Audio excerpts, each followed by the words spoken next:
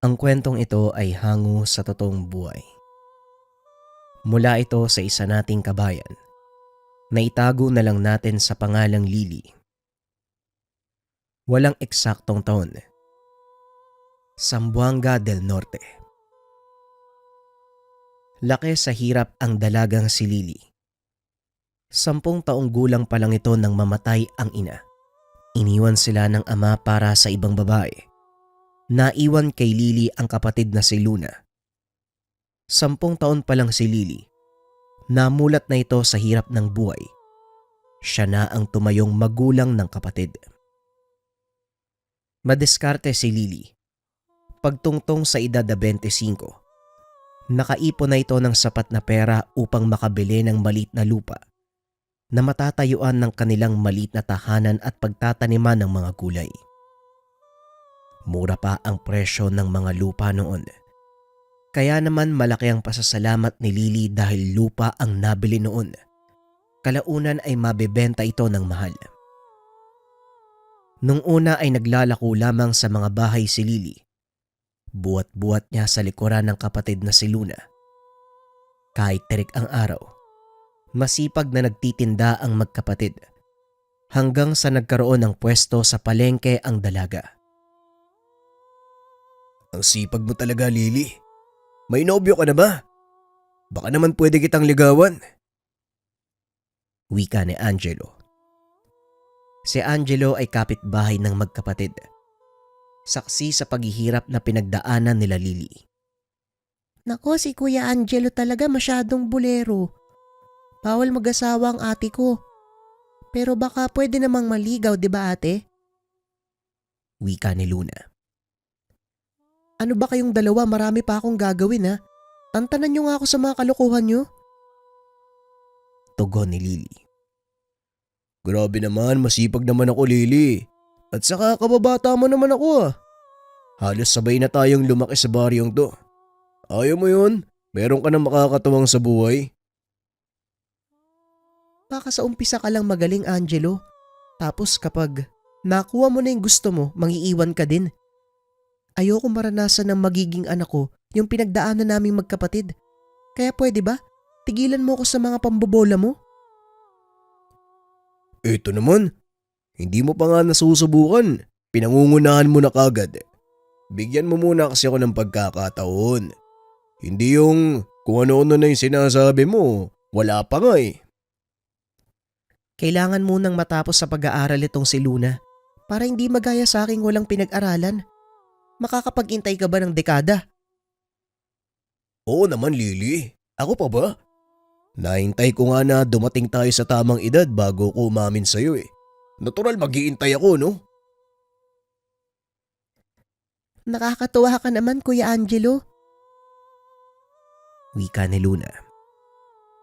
Matapos ang pag-uusap ay umalis na si Angelo. Bigla namang nakaramdam ng hilo si Luna, kaya naupo siya sandali. Kagad napansin ni Lily ang pagbabago ng timpla ng kapatid, kaya naman nilapitan niya ito. Ayos ka lang ba, bunso? Parang nanamlay ka ata tapos namumutla ka. Kasi ate, bigla akong nahilo eh. At saka, Hindi na naituloy pa ni Luna ang sasabihin. Bigla itong nawalan ng malay. Luna, tulungan niyo kami, yung kapatid ko nawala ng malay. Tulungan niyo kami! Kagad sumaklolo ang mga katabing tindahan. Dinala sa pinakamalapit na pagamutan ang bata. Labis na kaba ang nararamdaman ni Lily. Ito ang unang pagkakataon na nangyari ito sa kapatid. Nang mabalitaan ni Angelo ang nangyari, kagad siyang sumunod sa lugar kung saan dinala si Luna. Nakita niyang nag-aantay sa labas si Lily. Lumapit si Angelo at kinausap ang dalaga. Kumusta si Luna? Anong sabi? Nagulat ako sa nabalitaan ko eh. Kaya dumiretso na ako kagad dito eh. Hindi pa nga lumalabas yung tumitingin sa kanya eh. Kanina pa ako kinakabahan. Ngayon lang yan nangyari kay Luna eh. Hindi ko alam kung ano yung problema. Kasi kanina masigla naman siya, 'di ba? Huwag ka masyadong mag-isip. Malakas ang kapatid mo kaya alam ko magiging maayos din ang lahat. Matapos ang pag-uusap na yun, lumabas na ang doktor. Kagad na kinausap si Lily. Pinaliwanag ng doktor na may sakit sa puso si Luna. Napakaraming gamot ang nireseta sa bata. Napailamos na lang si Lily dahil sa mahal na mga gamot na kailangan ng kapatid. Diyos ko, bakit naman kailangan numantong sa ganito? Ang bata pa ni Luna para magkaroon ng sakit. Bakit naman ganyan? Uy, ano ka ba? Magpakatatag ka, Lily, may awa ang Diyos. Nandito lang ako para tumulong sa inyo magkapatid. Lahat ng sinabi ko sa iyo kanina, totoo yun. Kaya kung may kailangan kayo, sabihin nyo lang sa akin. Handa naman akong tumulong eh. Maraming salamat, Angelo ha. Hindi ko alam yung gagawin ko kapag nawala sa akin yung kapatid ko eh. Siya lang yung pamilya na meron ako eh. Marami pa akong pangarap para kay Luna. Ano ka ba? Hindi pa katapusan ng mundo. Madadaan naman sa gamot ang sakit ng kapatid mo kaya magtiwala ka lang. Saka alam ko, malalagpasan nyo rin yan. Wala namang ibibigay na pagsubok sa atin kung hindi tayo aalalayan ng lumika. Matapos ang pag-uusap na yun, naroon na sa silid si Luna. Iniintay ng mga ito ang iba pang resulta ng laboratorio ng bata gamit ang ipon para sana pagpapasaayos ng bahay. Binili ng mga gamot na kailangan ni Luna. Ate, pasensya ka na. Nagalaw pa tuloy yung ipon sa bahay. Bakit pa kasi may sakit ako eh? Sana namatay na lang ako para hindi na sumakit yung ulo mo eh. Ano ba yung sinasabi mo, Luna? Huwag ka nga magsalita ng ganyan. Mas mahalaga ka kahit sa anong ari-arian. Kahit ibenta ko ang lahat ng naipundar, gumaling ka lang gagawin ko. Kaya pwede ba huwag ka magsalita ng ganyan? Tugon ni Lily. Naiyak si Luna sa sinabi ng ate. Kasi ate, mula pa noon pabigat na ako eh. Hindi na nga ako nakakatulong. Tapos nagkasakit pa ako. Wika ni Luna. Ano ka ba naman bilang panganay at ate mo? Kargo kita kaya wag mong iisipin yung bagay na yan. Kailanman hindi ka naging pabigat sa akin. Matapos ang pag-uusap na yun, ibinigay ni Lily ang gamot ng kapatid at sabay na natulog ang mga ito. Kinabukasan maagang nagising si Luna upang makabawi sa ate. Inayos na nito ang mga gulay na dadalhin sa palengke. Nagluto na rin ito ng agahan nilang magkapatid. Nang magising si Lily, nagulat siya dahil nakaayos na ang lahat. Ate, mag-almusal na tayo para makaalis ng maaga. Wika ni Luna. Ngumiti naman si Lily at nagpasalamat sa kapatid. Matapos mag-agahan, nagtungo na ang mga ito sa palengke at pwenesto ang kanilang paninda. Maaga naman na nagtungo si Angelo sa palengke. Tinulungan itong mag-ayos ang magkapatid. Maupo ka na lang muna doon, Luna. Kami na ng ate mong bahala dito. Mamaya mapagod ka eh. Dapat nga nagpapahinga ka eh. Wika ni Angelo. So si Kuya Angelo pumaparaan pa para kay ate. Huwag kang mag-alala. Ayos ka sa akin. Wika ni Luna. Nag-asaran pa ang mga ito. Ilang sandali pa. Lumapit sa pwesto ang isang matandang babae. Kilala ito ni Angelo, dating kapitbahay. Aling Sonia, ano sa inyo? Mukhang napadaan ka dito sa baryo namin eh. Wika ni Angelo. Ngumiti naman ang matanda, ngunit hindi inalis ang tingin kay Luna. Bagyang nailang ang bata, kaya naman naupo ito sa likuran ng ate. Pabili nga ako nitong kamote. 2. Pakisupot na lang. Wika ni Aling Sonia. Kagad inasikaso ni Angelo ang kailangan nito. Pagkalis ni Aling Sonia, kaagad nagsalita si Luna. Grabe naman kung makatitig yung matandang yun. Parang kakainin ako tapos nakakatakot pa yung itsura niya. Hindi pantay yung ilong. Tapos yung ngipin niya, parang nakalabas pa. Si Aling Sonia yun. Dati kasi, taga dito siya sa baryo malapit sa inyo. Pinalayas yan kasi napagbintangan na aswang. Napapadalas kasi noon yung pag-atake ng mga aswang sa bahay ng mga buntis. May mga sabi-sabi din na hindi naman napatunayan yung paratang pero pinaalis pa rin dito sa baryo. Pagpapaliwanag ni Angelo. Buti pinapayagan pa yan na pumunta dito sa baryo. Meron palang ganung usapin eh. Wika ni Lily. Wala naman na yung ibang nagpaalis sa kanya.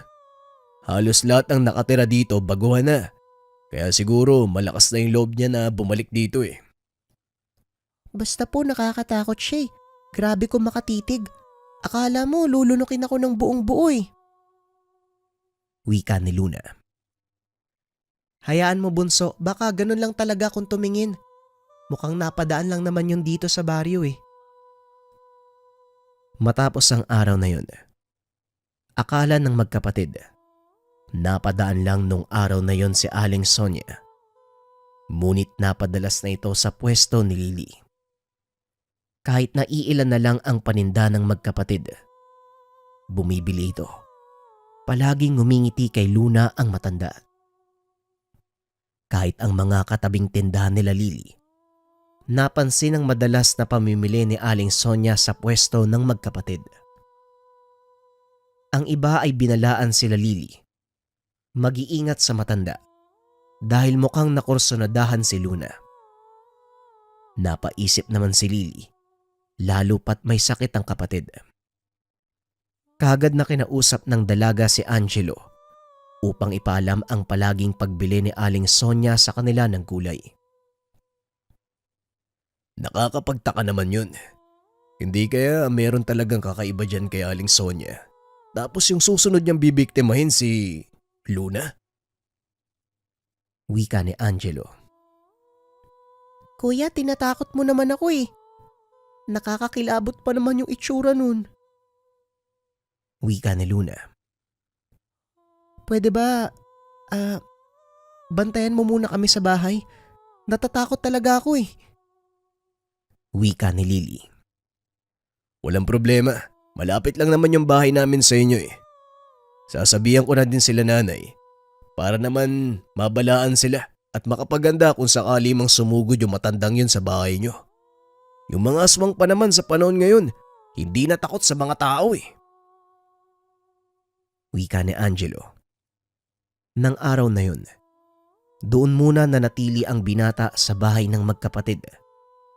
Sumama ang pakiramdam ni Luna kinagabihan, kaya naman todo asikaso si Lily sa kapatid. Matapos magapunan, nagtungo na sa kama ang magkapatid. Samantalang si Angelo naman, nakahiga sa isang upuan malapit sa sala. Ilang sandali habang pinupunasan ni Lily ang kapatid dahil mataas ang lagnat. Napansin ito na tila ba may nakasilip sa kanilang tahanan. Nanlaki ang mga mata ni Lily. Isang tao ang nakasilip doon sa siwang. Angelo, halika dito, bilisan mo. May ipapakita ako sa'yo. Nagkatitigan si Lily, pati na rin ang nakasilip sa siwang. Kaagad namang lumapit si Angelo. Nagulat ito sa kaganapan. Isang nilalang ang pilit na umaabot kay Lily. Kaagad kinuha ni Angelo ang pantabas ng palay at tinusok ang nilalang. Narinig nila ang pagbagsak sa likuran, kaya naman sumigaw ang dalaga. Dito ka lang, bantayan mo si Luna. Sisiguraduhin kong mamamatay ang aswang na yan. Naririnig ko na sila, tatay. Siguradong gumagawa na sila ng paraan. Tumangulang si Lily. Kaagad na niyakap ang kapatid na nilalamig pa rin dahil sa taas ng lagnat. Kaagad na lumabas si Angelo. Nakita nito na hinahabol ng ama at ng iba pang kapitbahay ang nilalang. Hindi naabutan ng mga ito ang aswang. Kaya naman bumalik na si Angelo sa bahay nila Lily. Nahuli niyo ba? Nahuli niyo yung aswang? Hindi namin naabutan eh. Ang sabi ni tatay, nasaksak daw nila sa tagiliran tapos natusok pa daw sa braso. Kaya madadala na yung aswang na yun. Sana nga hindi na siya bumalik. Pero Angelo, tulungan mo ko. Ang taas ng lagnat ni Luna oh. Dali natin sa doktor. Kagad na tinakbo sa pagamutan si Luna. Mabuti na lang kagad na asikaso ang bata. Nilagyan ng mga panglunas. Kinabitan ng oxygen dahil hirap na ito sa paghinga. Abot-abot na ang dasal na ginawa ni Lily. Naging maayos naman ang kalagayan ng kapatid. Sabi ko naman sa'yo eh, malakas yung kapatid mo. Hindi mo kailangan mag-alala ng sobra.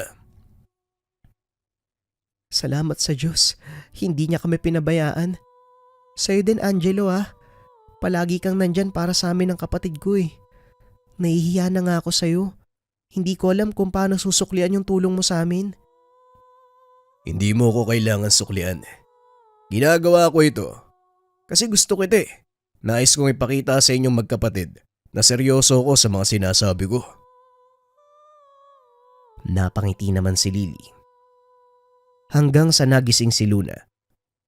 Tumagal sa ospital ang bata. Kaya naman upang kumita ng pera, si Angelo ang pansamantalang nagbabantay kay Luna sa tuwing nasa palengke si Lily.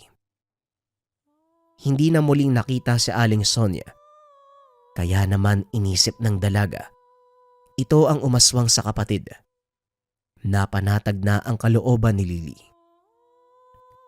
Lumipas ang ilang linggo. Imbis na bumuti ang kalagayan ni Luna, mas lalo pa itong lumala. Bakit ganun Angelo? Sa halip na gumaling at pumuti yung kalagayan ni Luna, parang mas lumalala pa eh. Natatakot na ako ah. Kinakabahan baka mapano na ang kapatid ko. Wika ni Lily.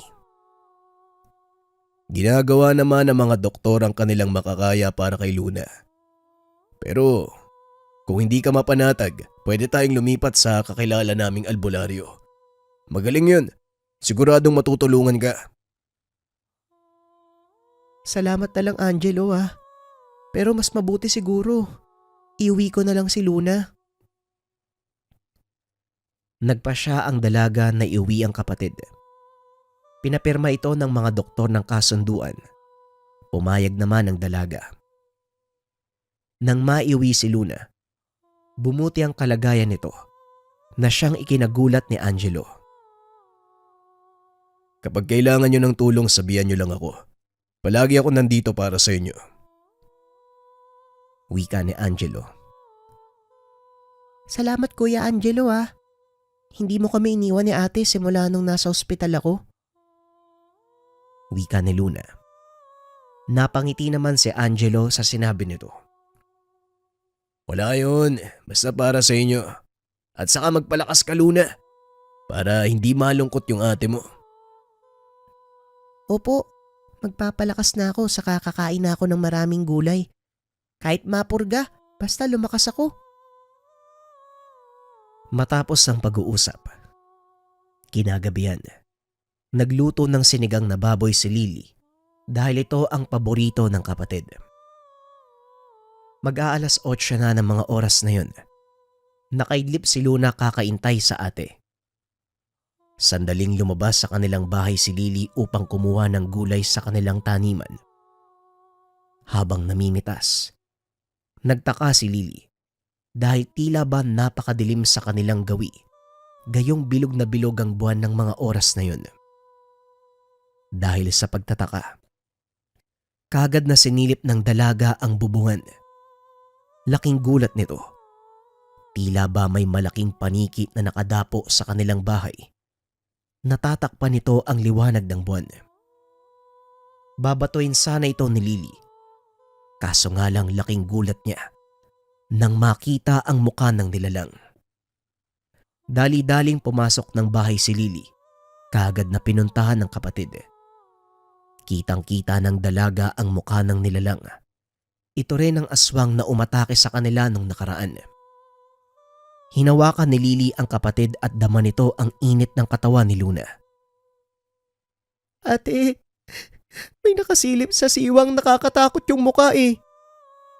Malakas na angil ang narinig ng magkapatid na tila ba sinisira na ang buong tahanan. Kaagad sumigaw si Lily upang maalarma ang mga kapitbahay. Paulit-ulit siyang sumigaw hanggang sa narinig ito ni Angelo. Dali-daling kinuha ni Angelo ang panggapas ng palay. Lumabas ito kasama ang ama. Dumami na ang mga taong nasa labas. Binabato ng mga ito kung ano ang nilalang na nasa bubungan. Ilang sandali pa ay bumagsak na sa lupa ang aswang. Bigla itong naging malaking pusa at mabilis na tumakas papalayo sa lugar. Nanginginig sa takot na lumabas ang magkapatid. Kaagad na inalalayan ni Angelo sila Lily. Mas mabuti siguro, humingi na kayo ng tulong sa albularyo. Baka ang aswang na yun din ang sani kaya lalong lumalala ang sakit ni Luna. Wala namang masama kung susubukan nyo, di ba? Kilala namin ang albularyong lalapitan nyo. Magaling yun. Baka sakaling makatulong. O sige, bukas sa bukas samahan mo ko. Puntahan natin yung sinasabi mong albularyo. Nang gabing iyon, sa bahay nila Angelo natulog ang magkapatid. Kinabukasan, kaagad na sinamahan ng binata sila Lily na magpunta sa bahay ng albularyo. Doon pa lamang sa bakuran, natanaw na sila ng albularyo. Magdasal muna kayo bago pumasok sa akin tahanan upang maitaboy ang mga negatibong enerhiya. Wika ni Manong Gilbert. Sinunod nila Lily ang sinabi ng albularyo. Matapos magdasal, pinapasok sila ng matanda. Magandang araw po. Nais po sana naming humingi ng tulong eh. Inaaswang ang kapatid mo.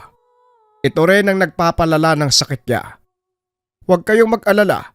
Paparusahan ko ang aswang na yon, lalo pat bata ang binibiktima. Wika ni Manong Gilbert. Kumuha ito ng luya sa bakuran at inilagay sa ulo ni Luna. Bumulong at nag-usal ng orasyon. Ilang sandali ang lumipas, pinahiga nito ang bata. Nagsimulang magpausok ng insenso ang albularyo. Pinausukan nito ang buong tahanan. Nag-usal ng mga orasyon na hindi maintindihan ni Lily. Matapos mapausukan ang buong tahanan, nagsunog siya ng mga halamang gamot doon sa insenso na ginagamit at saka inilagay sa ilalim ng kama na hinigaan ni Luna. Ilang sandali ang lumipas. Biglang napasigaw si Luna. Tila ba takot na takot ito habang nakatingin sa paanan. Ate, pilit niya akong kinukuha eh. Nakakatakot yung mukha niya. Pakiusap ate, wag mo kong ibibigay. Wika ni Luna habang may tinuturo sa paanan. Labis ang pagtataka ni Lily. Wala naman siyang nakikita sa paanan. Hindi nito maunawaan ang tinutukoy ni Luna. Nandito lang si ate, hindi kita iiwan. Hindi kita bibigay kahit kanino, pangako yan. Lumapit naman si Mang Gilbert sa kanilang dalawa. Hindi ka ba nagtataka kung ano ang sinasabi ng kapatid mo? Wala ka bang itatanong sa akin? Nagtataka po ako, pero wala naman ako nakikita na ibang tao bukod sa atin eh. Sino ba yung kinakatakutan ni Luna? Ano yung tinutukoy niya na gustong kumuha sa kanya? Wala naman ako nakikita. Ngumiti si Gilbert. Pinapikit si Luna. Huwag mo siyang titigan, Luna. Huwag kang matakot dahil hindi yan makakalapit sa'yo. May mga orasyon ako na inilagay. At ikaw naman, Lily. Nais mo bang makita ang nakikita ng kapatid mo Nang sa ganon maunawaan mo kung ano ang kinakatakutan niya. Wika ni Gilbert. Kagad na tumango si Lily. Hinawakan ni Gilbert ang noo ng dalaga. Nag-usal ng orasyon. Nang muling magmulat si Lily, nanlaki ang mga mata. Isang matanda ang pilit na inaabot ng kapatid. Aling Sonia, ikaw nga yung umaaswang sa kapatid ko. Walang yaka. Tama nga yung mga paratang ng mga tao sa'yo. Akin na ang kapatid mo. Masarap ang amoy niya. Ibigay mo siya sa akin. Pilit nitong inaabot si Luna, ngunit tila may pumipigil sa kanya. Para itong asong gutom na gutom at naglalaway pa. Ilang sandali lumapit si Gilbert sa aswang. Nilatigo nito ang likuran, kaya naman napasigaw ito sa sakit. Natatakam ka sa bata kaya ginaganyan mo. Labis mong pinahirapan. Pinalala mo pa ang sakit. Wala kang awang demonyo ka. Talagang dumayo ka pa sa ibang lugar para lang mambiktima. Dahil dyan, gagantimpalaan kita. Wika ni Gilbert. Paulit-ulit na hinataw ng buntot page ang matandang babae. Kaya naman napadaing ito hanggang sa mapaluhod. Alis na ako sa baryo. Pakiusap wag mo ko patayin. Hindi na ako uulit. Wika ni Aling Sonia.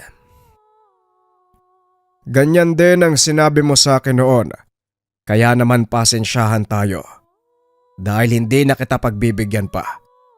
Magdusa ka sa kamatayan. Pagbabayaran mo ang iyong kasalanan.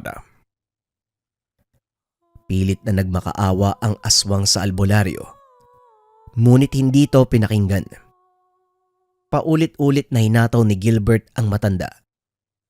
Nang makitang nangihina na ito, kumuha ng banga ang albularyo.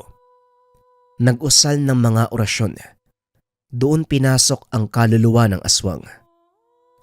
Nang mawala na ang nilalang, kasabay nito ay nawalan ng malay si Lily.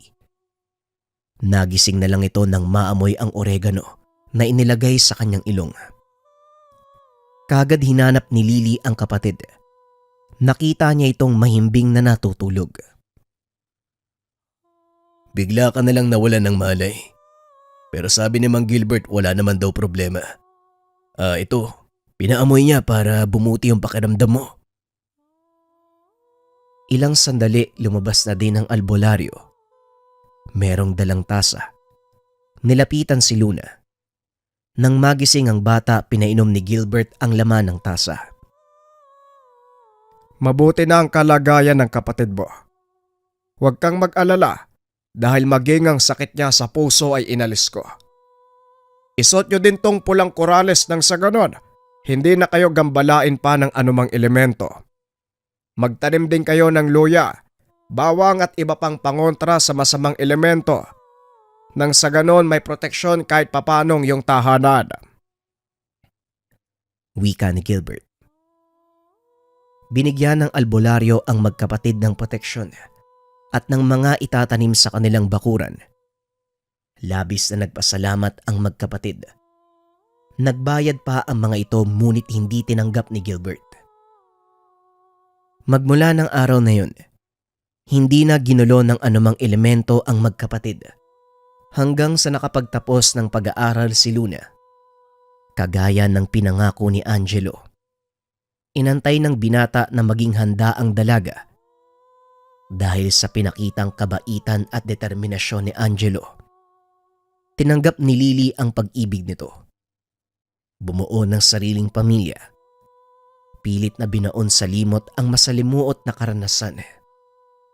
Pero kahit kailan, hindi sila nagpakampante.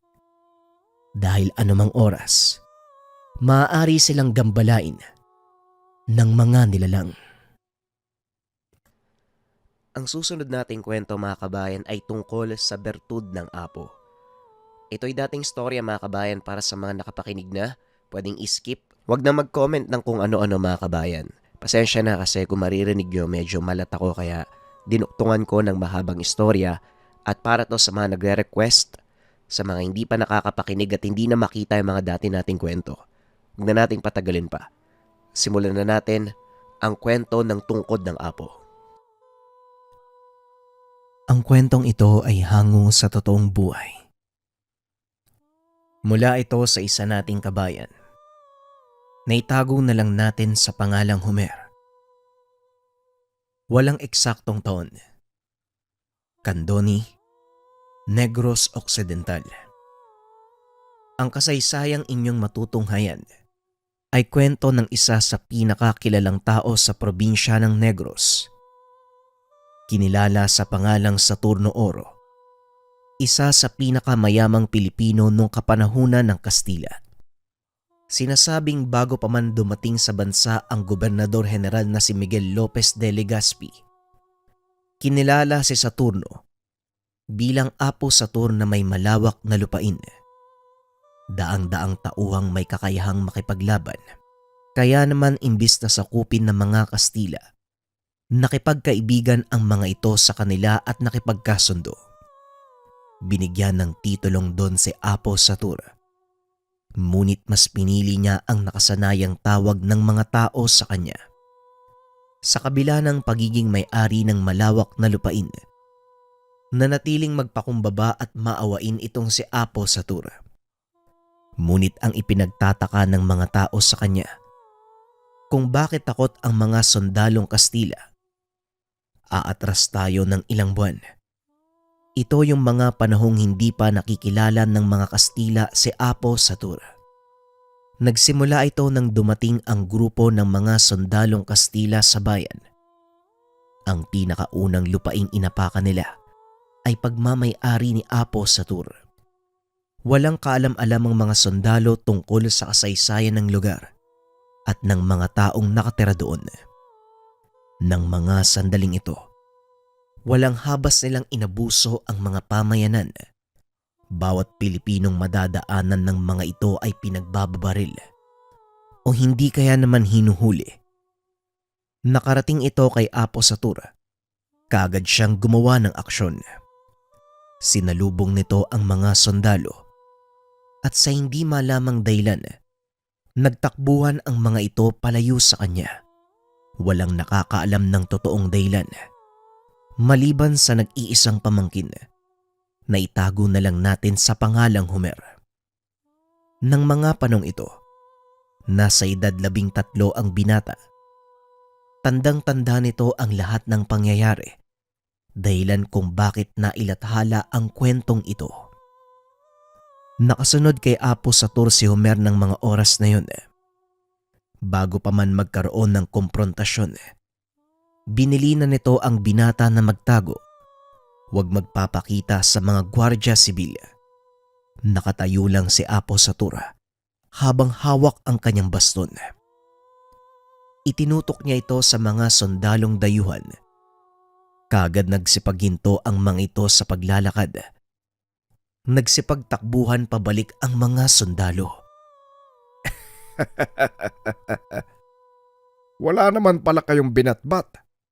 Matapang lang kayo dahil sa mga baril na dala nyo.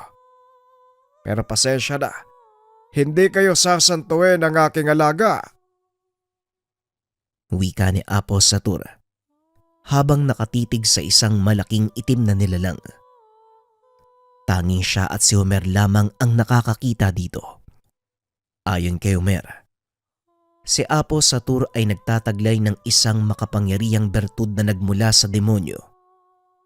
Isa itong uri ng itim na kahoy. Simpleng baston kung titignan. Ngunit lingid sa kaalaman ng karamihan na ang baston na ito mula pa sa buto sa binti ng isang uri ng demonyo. Hindi alam ang pagkakakilanlan ng nilalang. Hindi na din naitanong pa ni Homer sa tiyuhin ang tungkol dito. Nakarating sa pamunuan ng mga Kastila ang pangyayari at kinumpirma nila. Hinanap ang tahanan ni Apo Satur. Nagulat sila nang matuklasan na ang taong nakasagupa ng mga gwardya ang pinakamakapangyarihang tao sa lugar. Sinubukan din nilang sakupin ang lupain nito.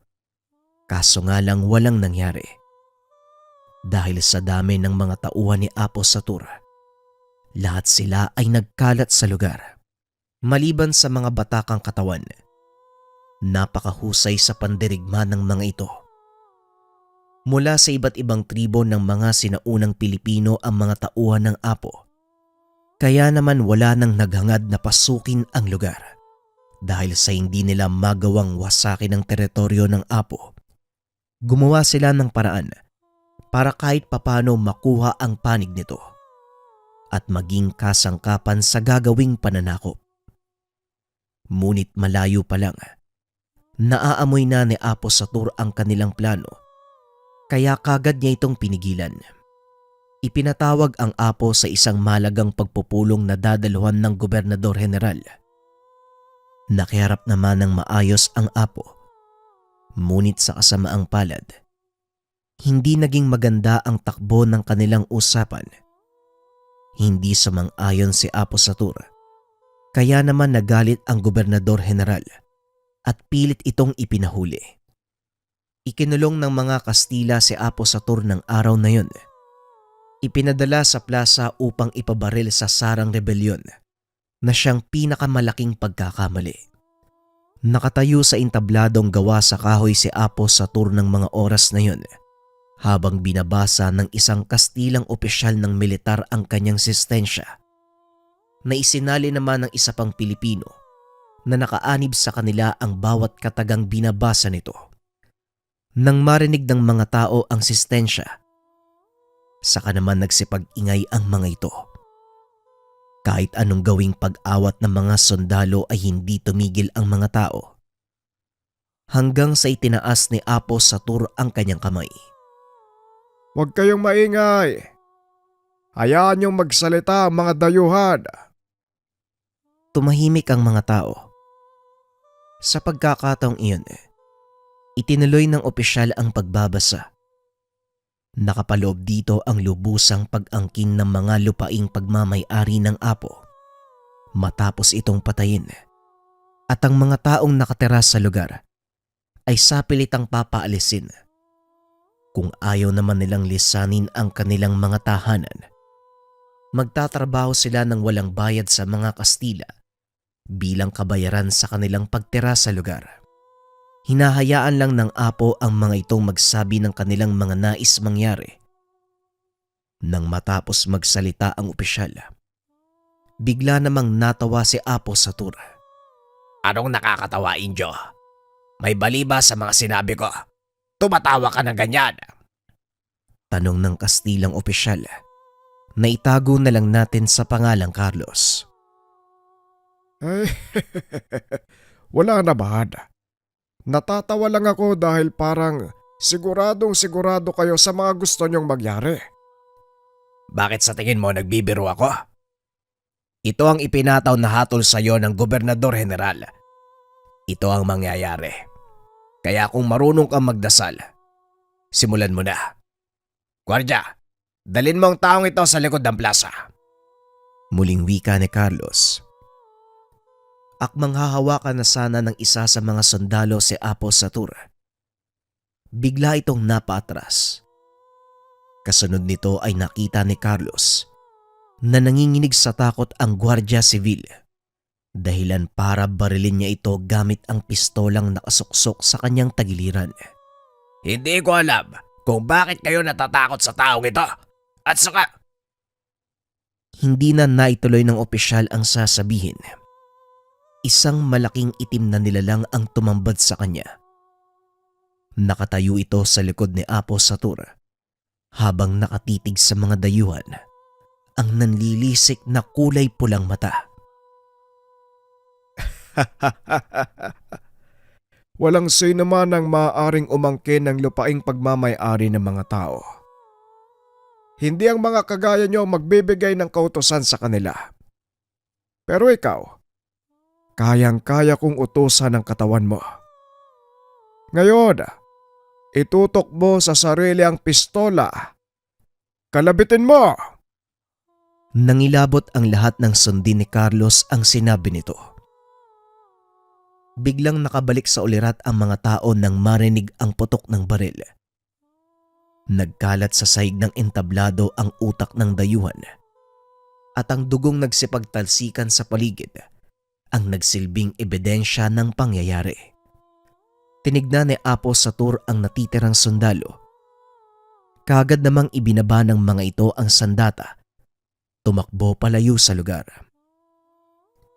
Nagiyawan sa tuwa ang mga tao dahil hindi natuloy ang pagpatay sa kanilang apo.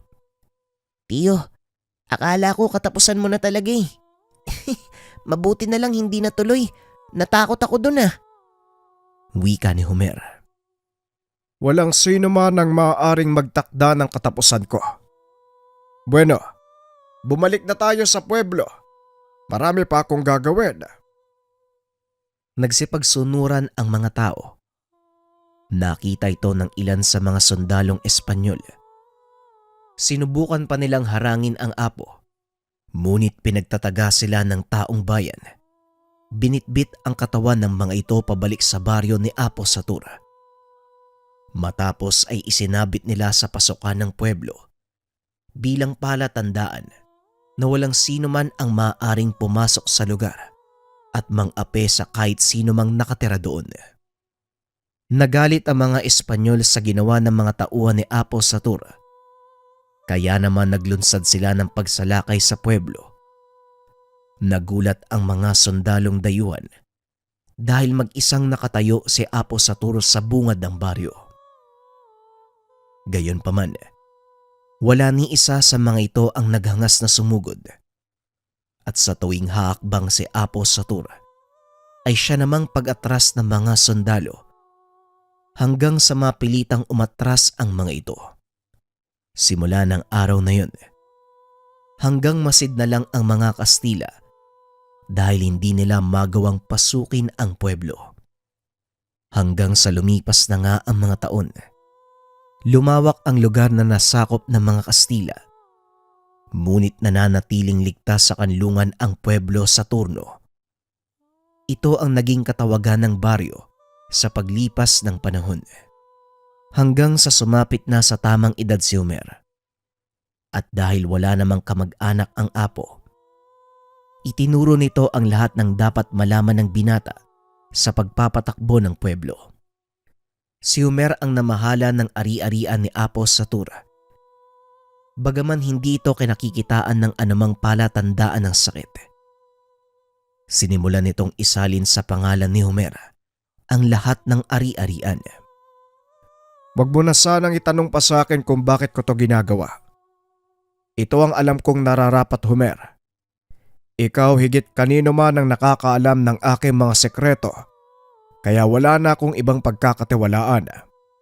Nang mga sandaling ito ay kausap niya si Homer sa kanilang sala. Ayoko po sana magtanong tiyo. Pero nagtataka ako eh. Wala naman kayong sakit. At hindi naman kayo basta-basta mamamatay dahil sa bertud nyo. Hindi lang naman sakit ang nagiging dahilan ng paglesa ng isang tao. Pero sa ngayon, hindi mo pa dapat alalahanin ang tungkol sa bagay na yan. Inihahanda lang kita sa mga mangyayari dahil wala namang ibang magmamana ng lahat ng ito kung hindi ikaw. Inalagaan nito mula pagkabata si Homer. Gawa nang wala na ang mga magulang nito. 7 taong gulang pa lang si Homer nang mapunta ito sa kanya.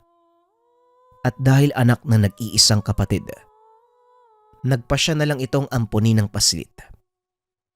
Itinuro ni Apo Satur ang lahat ng nalalaman. Maliban na lang sa isang aral.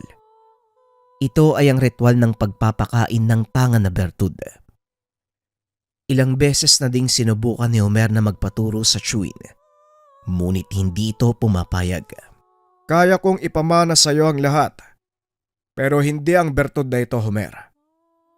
Dadalhin ko sa libingan ng baston ko at walang ibang makakahawak nito kung hindi ako lang. Nung una iniisip ni Homer, napakadamot ng chewin. Ngunit habang nagkakaedad ang binata, unti-unti niyang nauunawaan ang dahilan. Lalo pa nang makita niyang magsagawa ng ritual ng pagpapakain si Apo Satur. Nakalo dito sa altar na nasa pinakailalim na palapag ng kanilang tahanan. Walang ibang nakakapasok sa lugar kung hindi si Apo Satur. Ngunit ng mga sandaling iyon, naiwan niyang nakabukas ang pinto ng palapag. Nagkataon namang hinahanap ng binata ang Chewin dahil may mga bisitang dumating. Inikot nito ang buong bahay, ngunit walang nakita ang binata. Hanggang sa magawi ito sa pinakailalim na palapag. Doon niya natagpuan ang siwang sa isang maliit na pintuan. May lumalabas na liwanag, kaya inisip niyang naroon ang Chewin. Marahang sumilip ang binata.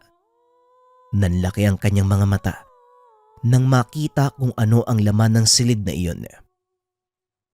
Nasipat ni Homer ang mga bungo ng tao. May nakatirik na kandila sa tuktok at sa noo ng mga ito. May simbolong nakaukit. Hindi pamilyar sa binata ang mga iyon. Ngunit alam niya na hindi para sa tao ang mga simbolo. Tahimik nitong pinagmasdan ng Chewin. Nanlaki ang mga mata nito nang makitang sinugatan ni Apo Satur ang kanyang palad. Ipinatak ang dugo sa tungkod na nasa harapan. Isang malakas na tawa ang umalingaw-ngaw sa buong paligid. Napuno ng kilabot ang katawan ng binata. Hindi ito makakilos sa kinakatayuan. Lalo pa nang makita nito ang imahe ng isang nilalang sa dingding. Gusto nitong sumigaw, ngunit hindi maibuka ng binata ang bibig. Nabalik lang ito sa ulirat nang biglang may kumalabog sa ikalawang palapag. Dali-daling tumakbo si Homer palayo sa pintuan, nakapagtago sa isang lumang aparador. Ilang minuto ang lumipas ay lumabas si Apo Satur. Dala-dala nito ang tungkod. Dire-diretsyong umakyat sa ikalawang palapag. Samantalang si Homer naman dumaan sa bintana palabas ng tahanan at para hindi mahalata, sa harap na pintuan siya dumaan papasok.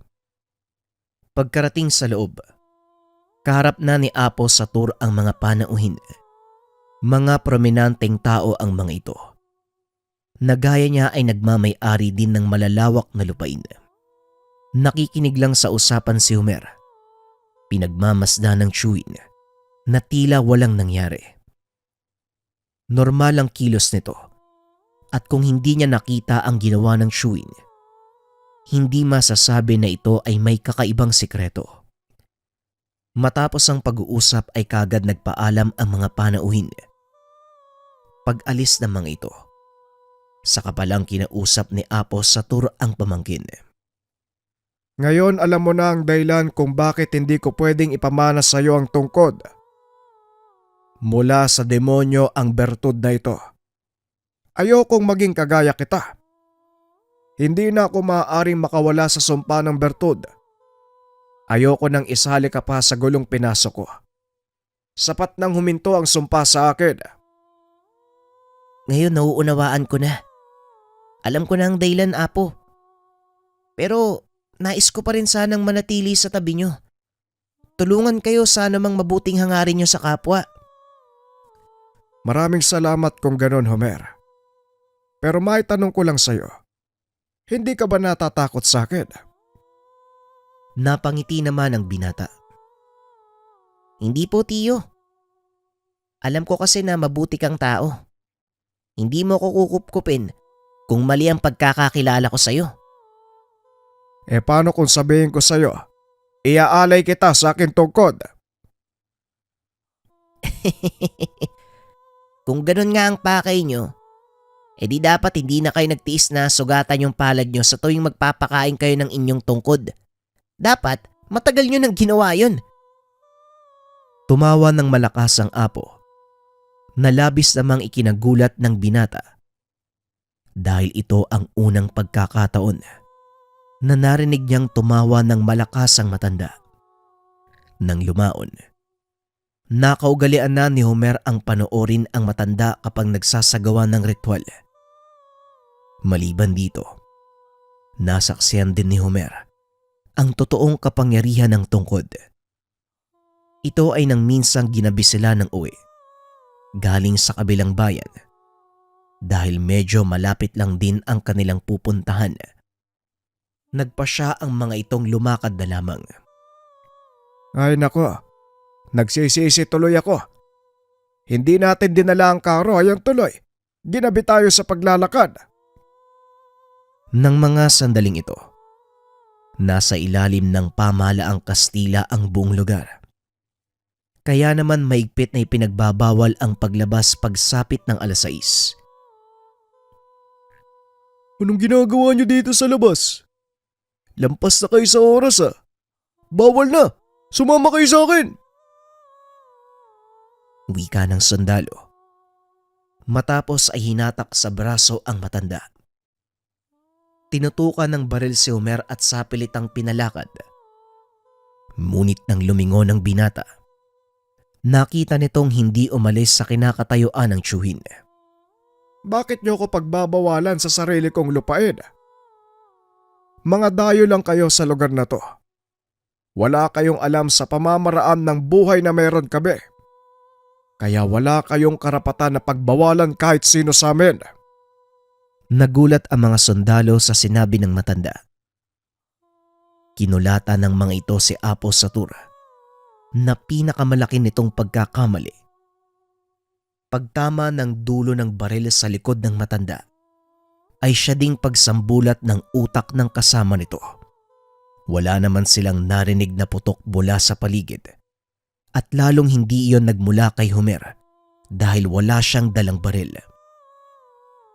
Dahil sa takot, pinagbabaril ng isa pang gwardya ang matanda. Ngunit naubos lang ang bala nito. Walang natamong pinsala si Apo Satur.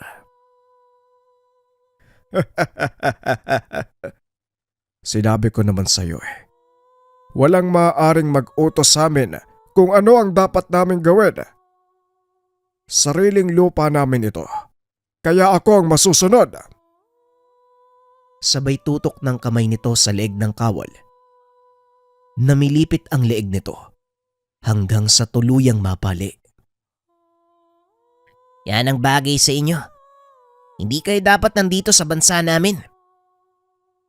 Bigla silang nakarinig ng mga huni ng pito mula sa hindi kalayuan.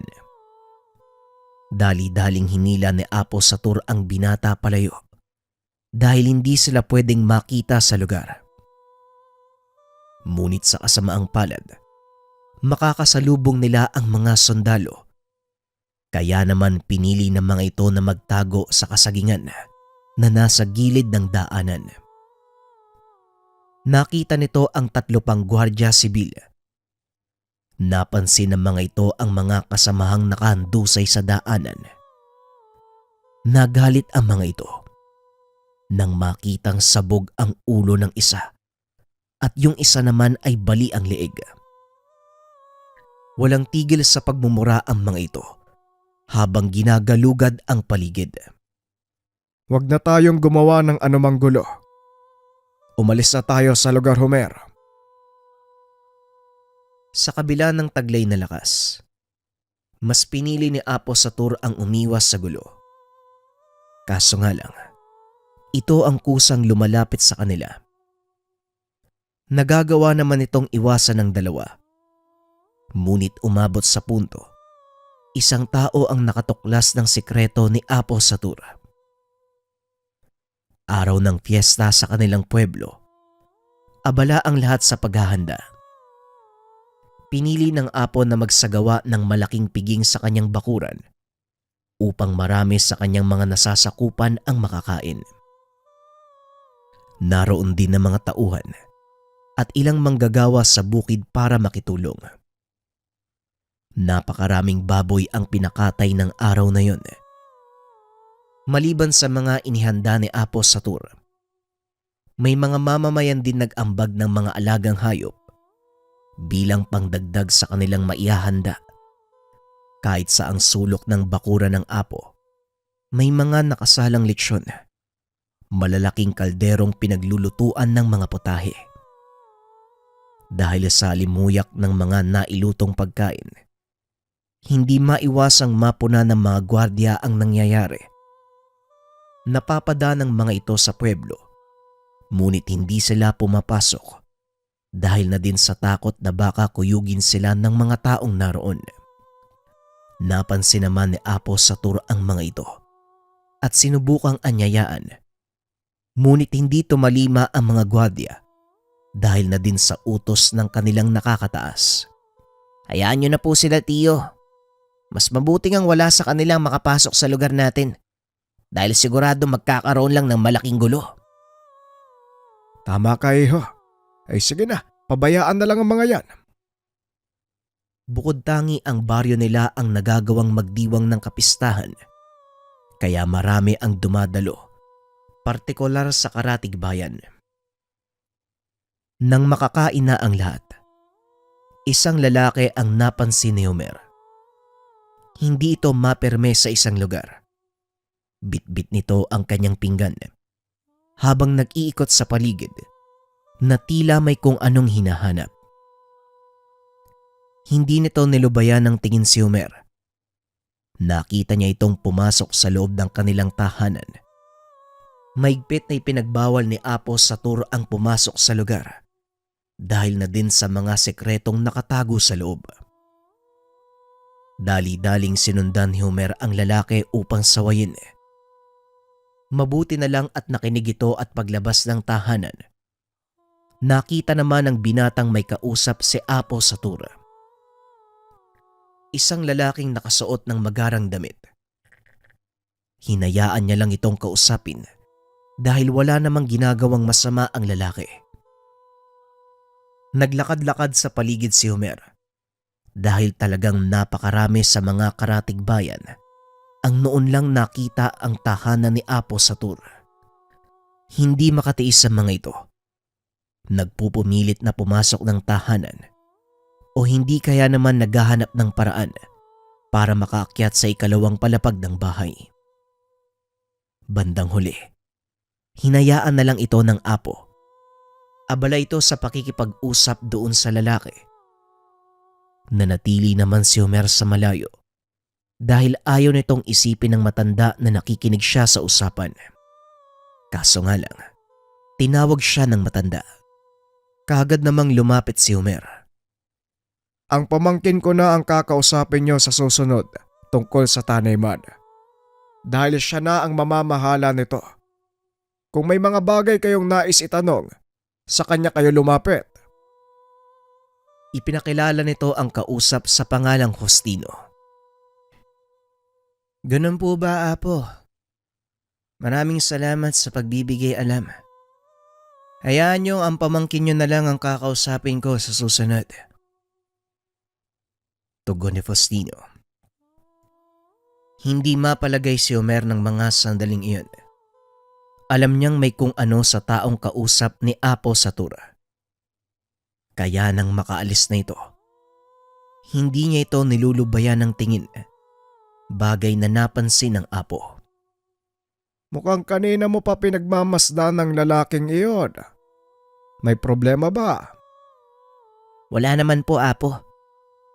May kung ano lang po ako nararamdaman sa kanya. Hindi ko maipaliwanag pero malakas ang kutob ko na hindi siya gagawa ng tama. Tama ka, iho.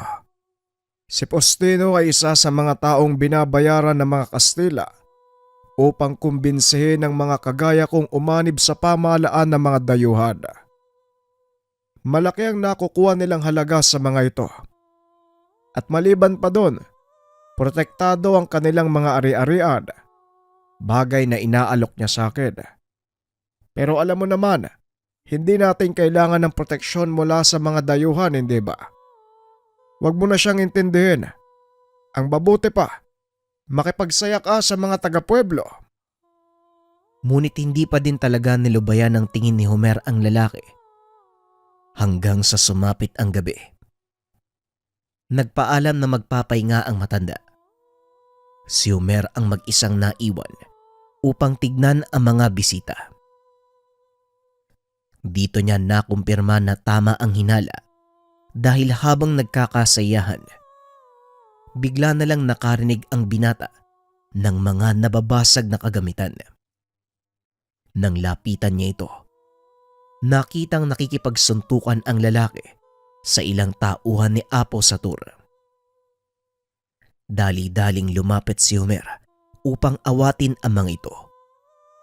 Ngunit bigla siyang hinila ng isa sa mga taga-baryo. Nanlaki ang mga mata ng binata dahil nakita niyang naglabas ng itak ang dalawang kalalakian. Mga tagapamayapa ito ng pueblo, kaya hindi naihiwalay sa kanilang katawan ang mga sandata. Ayon sa taga-baryong umawat kay Homer, hinamon ni Postino ang dalawang kalalakian sa isang duelo. Tumanggi ang mga ito, ngunit sadyang mapilit si Postino. Pinagsisira nito ang mga kasangkapan, kaya walang nagawa ang dalawa kung hindi labanan ito.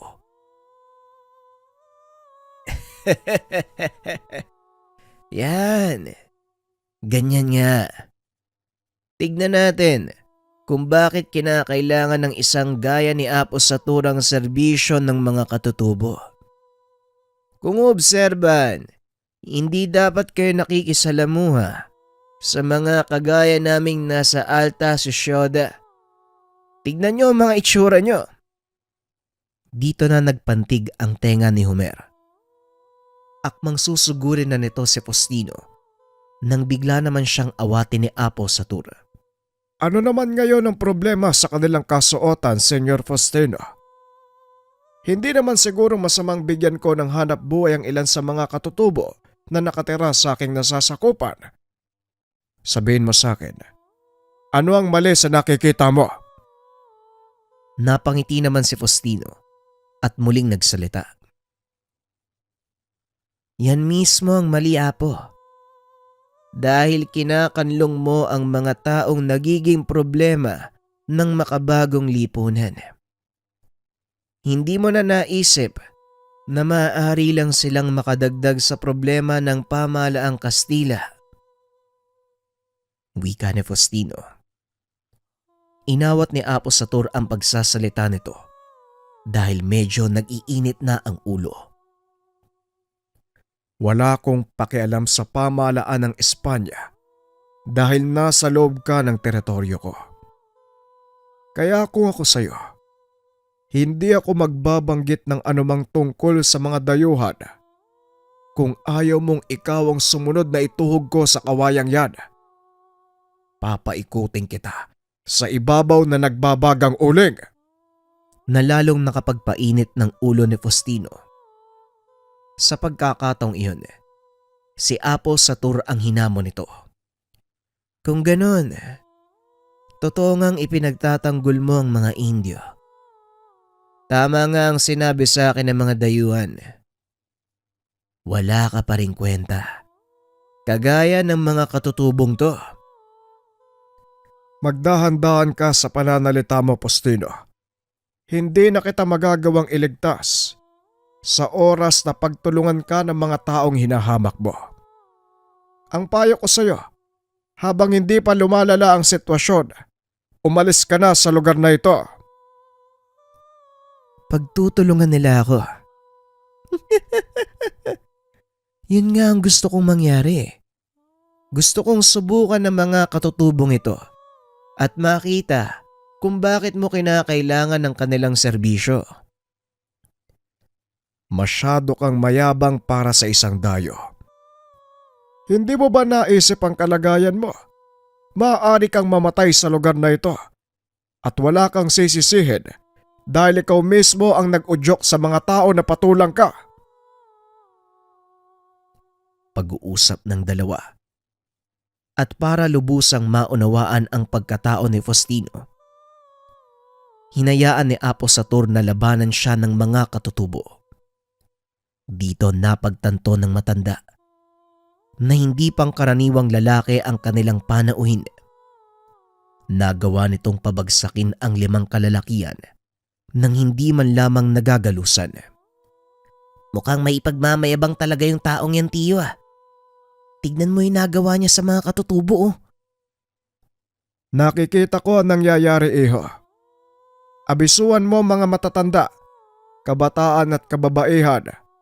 Magsiuwi na sila at hindi maganda ang mangyayari. Lumakad ka. Ako nang bahala dito. Nagmadali siyang sundin ang sinabi ng matanda. Nang masiguradong wala ng tao sa paligid, saka pa lamang ito bumalik sa kinaroroonan ni Apos Satur at Faustino. Napansin naman ng kanilang panauhin na wala ng ibang tao sa lugar. Maliban sa kanilang tatlo, kaya kagad itong nagtanong sa apo. Oh, bakit mo pinalis sa mga kababaryo mo? Hindi pa tapos ang kasiyahan. Pinauwi mo na sila?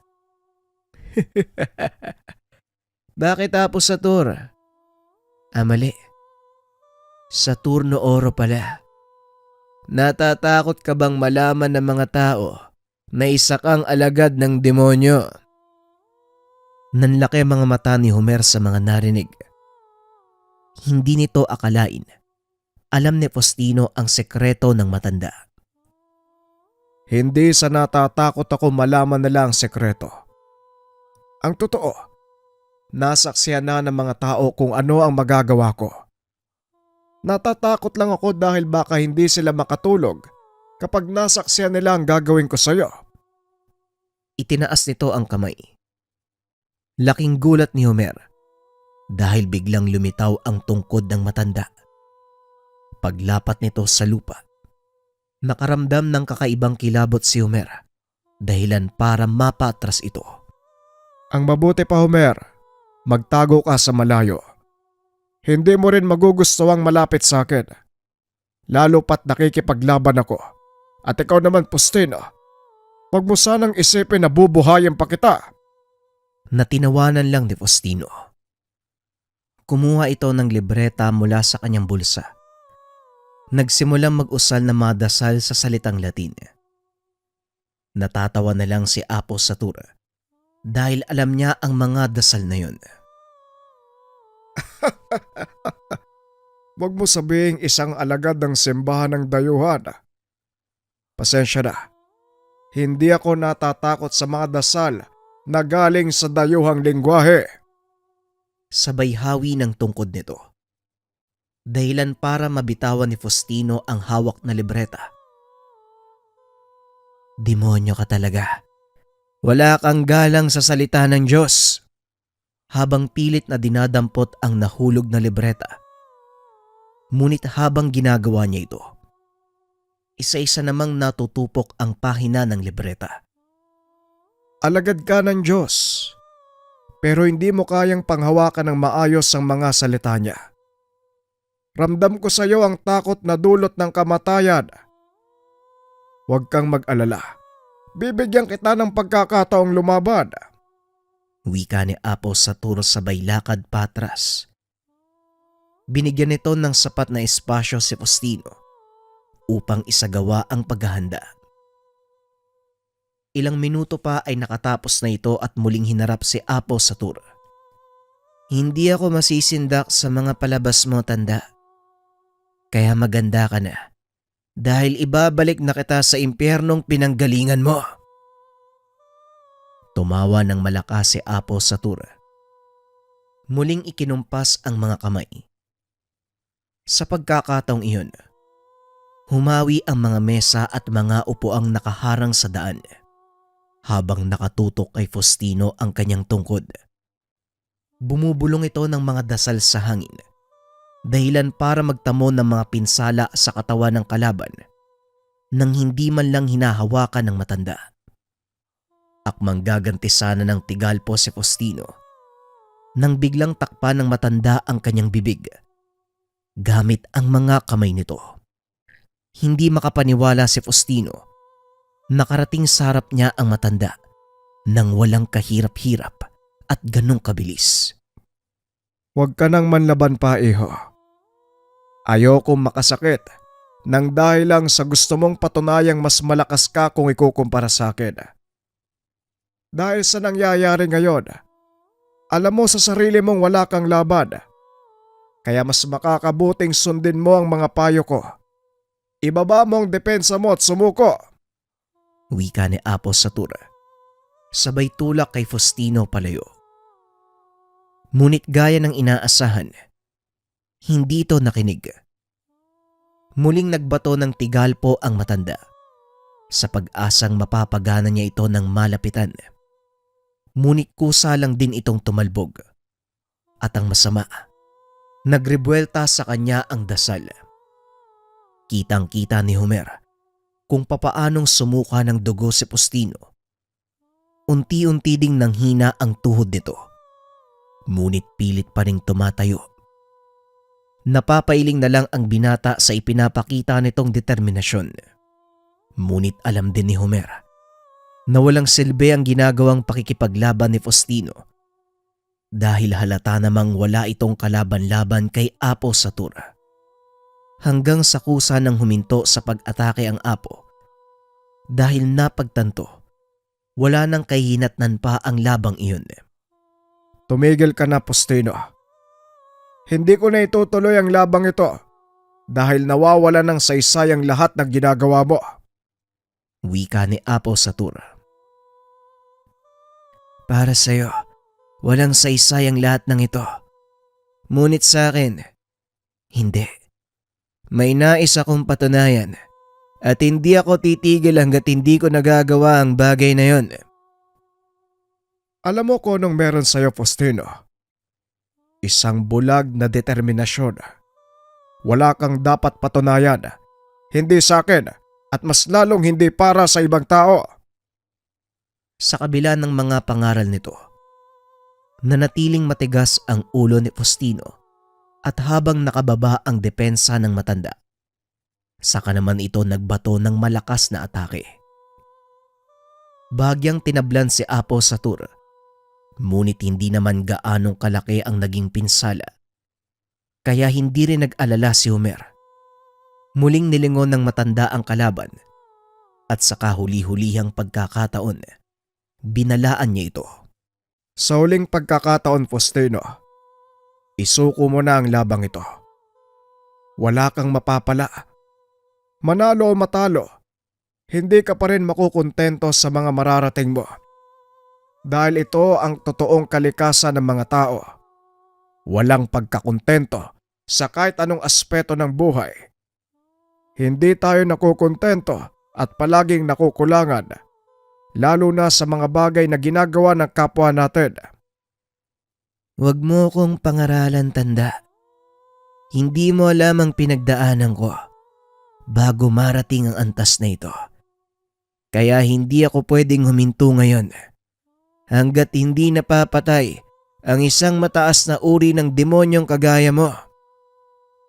Hindi ka mananalo kung puro determinasyon at tapang ang paiiralin mo. Sa buhay kailangan mo ding mag-isip. Hindi puro sugod lang ng sugod. Kagaya ngayon, alam kong nakikita mo magaganap ang ganitong pangyayari. Bakit ka pa din tumuloy? Dahil may gusto kong patunayan. Pues ngayon, napatunayan mo na. Wala kang laban sa akin. Kaya oras na siguro para huminto ka. Akmang magbabato pa sana ng tigalpo si Faustino nang bigla namang batuhin ni Homer ng kaldero ang panauhin. Tinamaan ito sa ulo. Inakala ni Homer na doon na matatapos ang laban. Ngunit nagkamali ito dahil lalo lang ginalit si Faustino. Walang iya ka. Bakit kailangan mong makialam? Isang panlalapastangan sa duelo ang ginawa mo. Sabay bato ng tigalpo kay Homer. Tinamaan ang binata at namilipit sa sobrang sakit ng ulo at katawan. Kaagad namang kinalas ni Apo sa turang dasal, dahilan para ibaling ni Faustino ang atensyon sa kanya. Nanlaki ang mga mata nito. Dahil sa nangyari, hindi nito akalaing may kakayahang magkalas ng tigalpo para sa ibang tao si Apo Satura.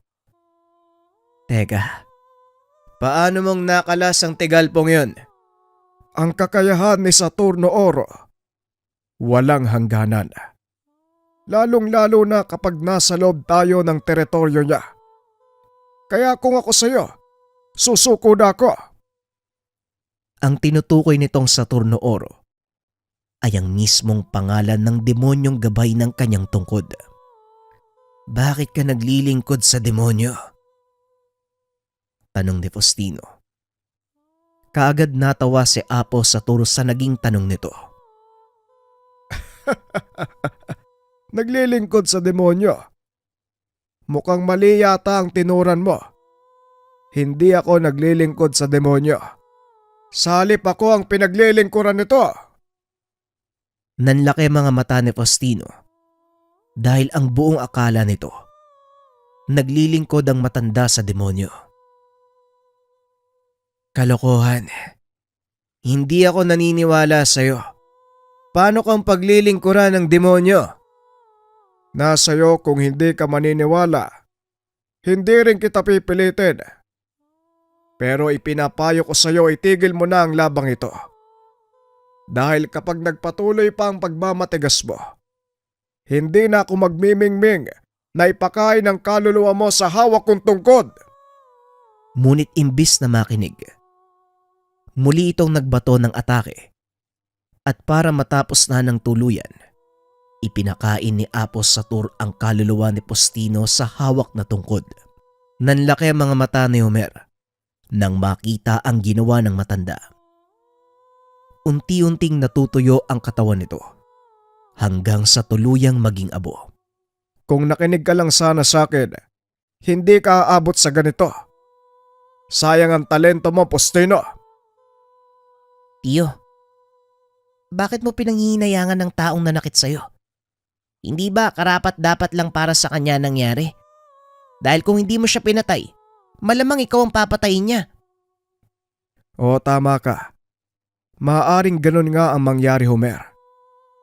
Palagi mong tatandaan, hindi sa taglay na kaalaman masusukat ang kabutihan ng isang tao. Dahil kahit ano pang aral ang natutunan mo, kung gagamitin mo ito sa ikabubuti ng nakararami, may tuturing na kabayanihan. Matapos ang kaganapang iyon, muling nagbalik ang mga taga-baryo upang ayusin ang naiwang kalat ng dalawang naglaban. Nakahinga ng maluwag si Homer dahil wala nang sumalakay pa sa kanila nung araw na yun. Sa paglipas ng panahon, nagkaroon ng pagkakataon ang mga Pilipinong labanan ang pananakop ng mga dayuhan. Isa si Homer na nakibaka para sa kalayaan ng bayan. Hiniling din ng mga nagimagsik ang tulong ni Apos Satur. Hindi naman ito nagdalawang isip na tumulong. Sa pamamagitan ng tungkod ni Apos Satur, nagawa nilang palayasin ang puwersa ng mga Kastila sa bayan at napalakas ang depensa ng lugar. Lumaganap sa buong Kabisayaan ang nangyari sa bayan ng Canconi hanggang sa umabot na sa punto na nagsasama na ng praile ang mga hukbo ng Espanya para basbasan ang mga sundalo sa laban. Ang kaganapang ito ay nangyari sa Pueblo de Bago sa ilalim naman ng pamumuno ni Kapitan Juan Araneta. Dito ang naging kanlungan ng mga Kastila matapos silang palayasin ng puwersa mula sa sur sa pamumuno ni Papang Isyo, isa sa mga kinilalang bayani ng Kauwayan Negros. Salamat sa iyong pagdating, Apos Satur. Hindi ko akalaing papaunlakan mo ang aking paghingi ng tulong. Hindi namin kinaya ang puwersa ng mga Kastila sa lugar na ito. Kaya ako nagpadala ng mensahero para iparating ang aming kalagayan. Wika ni Kapitan Juan. Wala kang dapat ipagpasalamat, Juan Araneta. Ito ang ambag ko sa ating bayan. At isa pa, ayokong napapasailalim sa pamumuno ng mga dayuhan. Tugon ni Apos Satur. Sa pamumuno ni Kapitan Juan, nagawa nilang itaboy ang puwersa ng mga Kastila. Hindi nagtagal, kumalat ang balitang humiling ng kapangyarihan ng demonyo ang mga Pilipino para manalo sa laban. Dahil sa sunod-sunod na tagumpay ng ating mga kababayan, Nung panahon ng himagsikan, nagawang manalo ng mga Pilipino hanggang sa muli tayong mapasailalim sa pananakop ng isa pang lahi mula sa kanluran. Nang mga sandaling ito, mahina na si Apo Satur at halos wala na itong lakas para makipaglaban. Marami pang nangangailangan ng aking tulong, Homer. Ngunit wala na akong oras. Nais kong iparating mo sa iba nating kasamahan ang kalagayan natin. Sabihin mong wala na silang dapat ipag-alala dahil tutulong pa rin naman tayo. Magpahinga ka na po, Apo. Ako na po ang bahalang magparating ng mga mensahe niyo sa mga kapanalig natin. Pasensya ka na, Homer. Pero hindi ko maaaring ipamana sa iyo ang tungkod na ito. Kailangan kong dalhin sa hukay ang bertud. Nang sa ganon, wala nang ibang makagamit pa. Ano po ba ang kinakatakot niyo, Apo? Bakit ayaw mong ipamana sa akin ang bertud? Hindi naman sa wala akong tiwala sa iyo. Ngunit ang ikinakatakot ko, maaaring lamunin ka ng kasamaang dulot ng tungkod. At sa halip na ikaw ang paglingkuran nito, ikaw ang maglilingkod sa demonyo. Nauunawaan ko po. Kaya hindi ko nahahangarin pang manahin ang tungkod mo. Sa paglipas ng mga araw nagtagumpay ang himagsikan. Napalaya ang ating bansa. Doon na nagtapos ang paglilingkod ni Apo Satur. At gaya ng ipinangako ni Homer, ibinalot nito sa itim na tela ang tungkod ng Apo. Isinama sa huling hantungan. Maraming taon na din ang lumipas simula nang mawala si Apo Satur. Ngunit nanatiling sariwa sa isipan ng mga tao ang kabutihang nagawa ng matanda. Ito ay sa kabila ng katotohanan. Ang kapangyarihan ni Apo Satur ay mula sa demonyo. Kagaya ng ipinangako ng matanda, bago ito mawala, inilipat ni Apo Satur ang lahat ng ari-arian sa pangalan ni Homer. Isa-isa itong binawi ng binata mula sa pamahalaan. Lalo pa nang matapos na ang kaguluhan na dulot ng pinakahuling pananakop sa bansa. Pinagyabong niya ito. Pinangalanan sa yumaong Chewin. Tinawag ang lugar bilang Pueblo Saturno. Ngunit kalaunan, unti-unting nagbago ang pangalan hanggang sa ganap itong kilalanin bilang isang bayan. Sa kasalukuyan, nakatayo pa din ang ilang mga gusaling ginamit nila Homer, lalo na ang lutuan ng katas ng tubo na ginagawang maskobado. Ito ang naging pangunahing pinagkakakitaan ng bayan simula nang magkaroon ito ng kasarinlan. Labis naman ang pasasalamat ni Homer sa Chewin dahil sa mga ipinamanang lupain. Naging masagana ang pamumuhay nito at ang kanyang pamilya.